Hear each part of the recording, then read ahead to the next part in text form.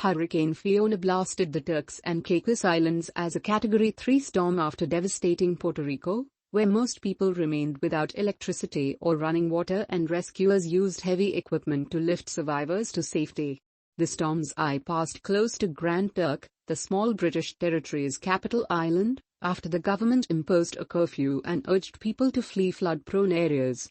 By Tuesday evening, according to the U.S. National Hurricane Center, the storm was centered about 75 miles north of North Caicos Island, with hurricane-force winds extending up to 35 miles from the center and tropical storm-force winds extending up to 150 miles.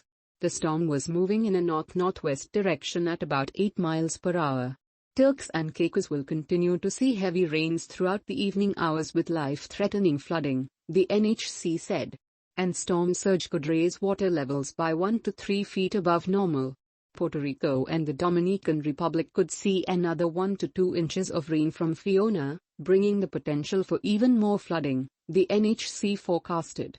Fiona was expected to approach Bermuda late Thursday, the NHC said, and is expected to strengthen over the next few days.